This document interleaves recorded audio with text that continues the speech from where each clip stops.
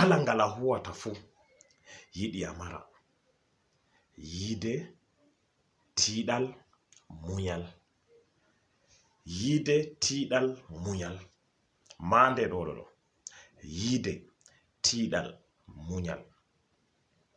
Ha kala ngal a huwata fuu to ni a ardini kuje tati ɗo ka nanan belɗum kugal ma. Yiide tiiɗal muñal. E ɗume woni yiide tiiɗal muñal?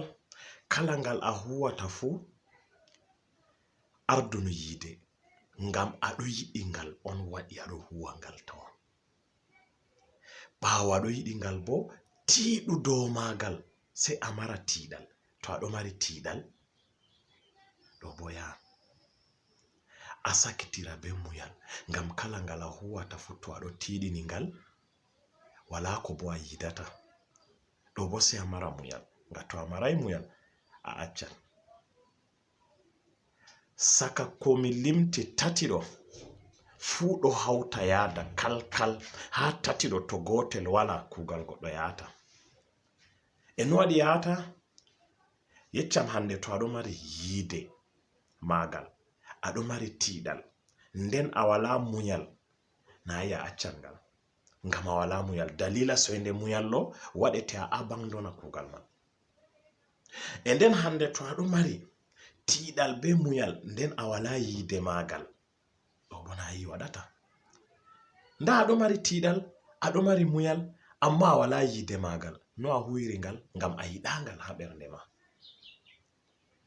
To hande aɗo mari yiide maagal, aɗo mari muñal bo, e nden a wala tiiɗal.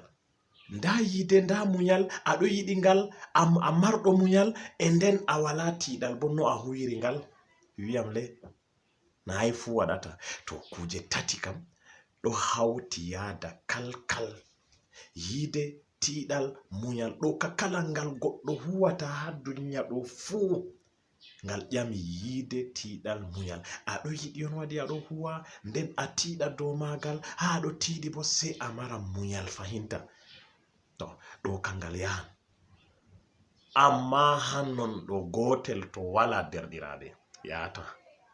To kanjon min bo mi wi ha mi andina yimɓe fere. Woɗɓe ka andi non, woɗɓe bo anda non. Amma kadi nde mi wolwi banniɗo tampata yiɗiɗiraɓe am ɓe ngiyata vidéo man hoosa hala man hutinira. Kanjum waɗi min bo mi wi on banniɗo. Tampata mo interesata ɗum.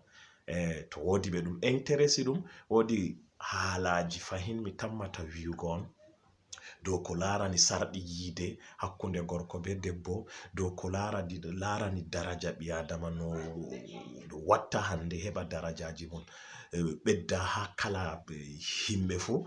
To hande ono kam kujeji fere mi tammata yeccugo on to ni Allah yari jam. To amma en artira be ɗo tawan. Assalamu alaikum.